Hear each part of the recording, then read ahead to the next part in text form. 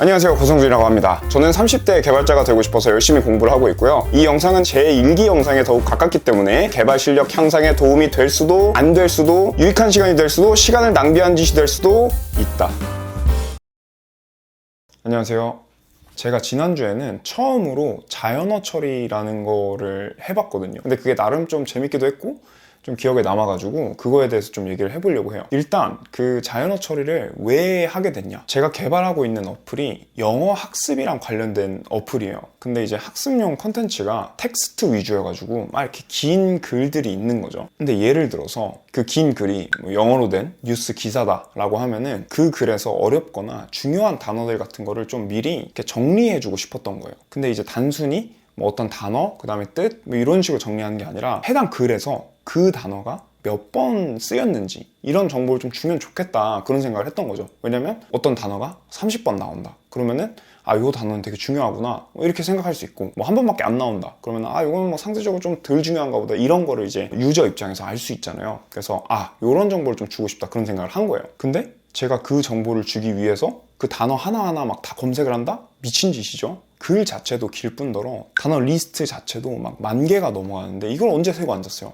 그래서 나는 개발자다, 코딩으로 해결을 해보자, 이런 생각을 하게 된 거죠. 이제 처음에는 단순히 검색의 대상이 되는 그 글을 스트링으로 딱 만들어 놓은 다음에 제가 검색하고 싶은 단어가 있을 거 아니에요? 단어 내지는 표현이 있을 텐데 그거가 총 이 스트링에서 몇 번 등장하는지를 카운트하면 되겠다, 이렇게 단순하게 생각을 했었거든요. 근데 이제 예상치 못한 문제가 발생한 게, 조금 생각을 해보니까 이런 거죠. 제가 찾고 싶은 단어가 take라는 단어라고 쳐봐요. 근데 만약에 글을 읽다 보니까 took이라는 단어가 나왔다. 그러면 took도 take의 이제 과거형이니까 저는 take의 개수에 포함시키고 싶은 거예요. 나아가서는 taken도 있고 이러잖아요. 그러면은 저는 검색하고 싶은 단어가 take다라고만 알려주면 알아서 took도 검색하고 taken도 검색할 수 있게끔 뭔가 코딩을 해야 되는 거예요. 근데 이거는 제가 앞서 말씀드린 단순하게 이제 문자열을 비교하는 방식으로는 답이 안 나오는 거죠. 그래서 이제 이쯤에서 드는 생각, 이 기능이 꼭 필요한가? 그러니까 이게 사람이 참 간사한 거예요. 어떻게 해결해야 되지? 이렇게 생각을 해야 되는데 문제가 좀 어려울 것 같은데 라는 생각이 드니까 기능 자체의 필요성에 대한 의문을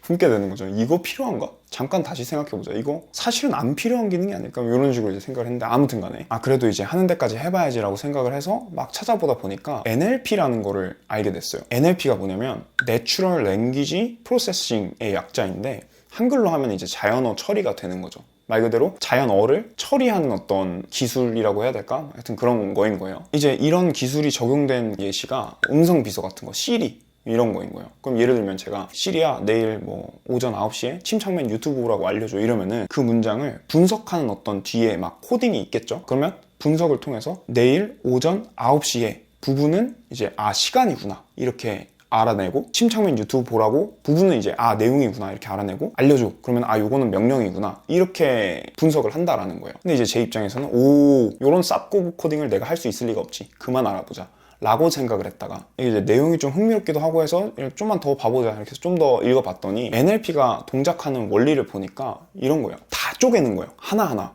그냥 구성 성분을. 물론 이거는 제가 필요한 건 영어 NLP였기 때문에 영어 NLP의 동작 방식을 제가 이해한 바대로 말씀을 드리는 거지, 한글은 좀 다를 수가 있어요. 어쨌든 간에 예를 들어서 I don't care라는 문장이 있다. 그러면은 I랑 돈이랑 care 이렇게 다 나누는 거예요. 그렇게 하고 나서 이 각 부분이 문장에서 어떤 역할을 하는지를 하나하나 체크를 하는 거죠. I는 주어다, don't는 조동사인데 부정형이면서 현재형이다, care는 동사다, 그리고 현재형이다, 이런 식으로 이제. 그리고 I didn't care가 있다? 그러면 I는 주어다, didn't는 조동사인데 부정형이고 과거형이다, 그 다음에 care는 동사고 현재형이다, 이런 식으로 다 하나하나 잘라가지고 분석을 하게 되는 거예요. 그래서 NLP 관련 라이브러리가 이런 거를 이제 해주다 보니까 그런 생각이 들었던 거죠. 얘를 좀만 어떻게 잘 이용하면은 내가 원하는 기능을 만들 수 있겠는데? 왜냐면 얘는 don't가 didn't의 현재형이라는 거를 알 수 있으니까. 그래서 이제 슬쩍 찾아봤더니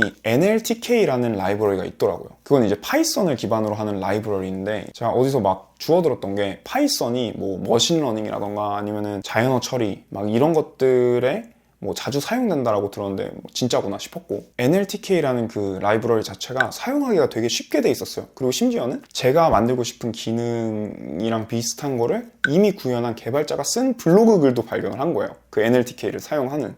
그래서 됐다, 이거다, 이걸 따라하자. 그래가지고 따라해봤더니 어떻게 구현이 됐어요. 그 원리를 간략하게 말하면은 아까 말씀드린 대로 다 쪼개요, 하나하나. 그리고 그거를 전부 다 원형으로 돌려요.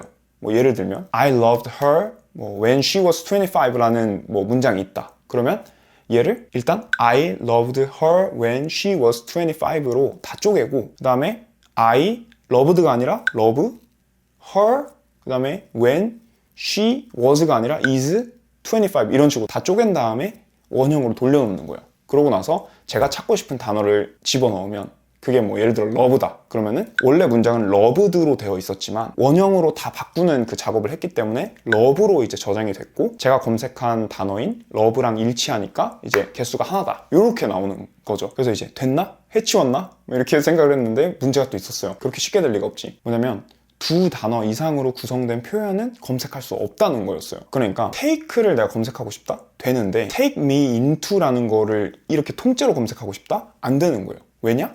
제가 참고하고 구현한 코드는 만약에 take me into를 검색하고 싶으면은 그것마저도 이렇게 다 쪼개게 되는 거예요. take이랑 me랑 into를 각각 쪼개가지고 take 몇 번, me 몇 번, into 몇 번, 이렇게 나오는 방식으로 동작하는 거였던 거죠. 그리고 또 약간 대가리 깨지는 부분이 뭐였냐면, 이걸 단순히 take me into만 검색할 게 아니라 만약에 took me into라는 게 있었다 그러면은 걔도 take me into로 쳐가지고 검색하고 싶은데, 그게 또 원래 제가 자연어 처리를 찾게 된 그 원인이기도 하고요. 그리고 제가 참고했던 그 블로그 글에서도 심지어 이거는 단어 하나씩밖에 검색을 못하고 여러 단어로 구성된 그런 표현을 검색하고 싶으면은 이걸로 불가능하니까 이거에 대해서는 나중에 알아봐야 되겠다, 나중에 한번 생각해 봐야 되겠다, 이렇게 하고 딱 정리가 된 거예요. 그러니까 더 이상 참고할 어떤 자료도 없었던 거죠. 그래서 이걸 어떡하지? 2차 고민. 이 기능 정말 필요한가? 사실 안 필요한 기능은 아닐까? 또 어떻게 해결해야 될지는 별로 생각도 안 들고. 그래서 일단 밥 먹고 생각하자. 밥 먹고 딱 돌아왔는데 그런 생각이 드는 거예요, 문득. 요거를 배열로 묶어서 통째로 비교하면 어떨까? 그러니까 뭔 소리냐면, 제가 검색하고 싶은 take me into를 take랑 me랑 into가 포함되어 있는 하나의 배열로 묶은 다음에 그 검색의 대상이 되는 긴 글도 3단어씩 다 묶어요. 그러고 나서 이 배열끼리 비교를 하면은 되지 않을까 싶었던 거죠. 예를 들면 She took me into her room. I was really nervous 라는 그런 글이 있다. 실제로는 그것보다 훨씬 긴 글이었지만 그냥 단순화하기 위해서 말씀을 드리면, 어쨌든 그런 글이 있다. 그럼 이거를 She took me 라는 배열 하나, 그 다음에 took me into 라는 배열 하나, 그 다음에 me into her 이라는 배열 하나, 그 다음 뭐야?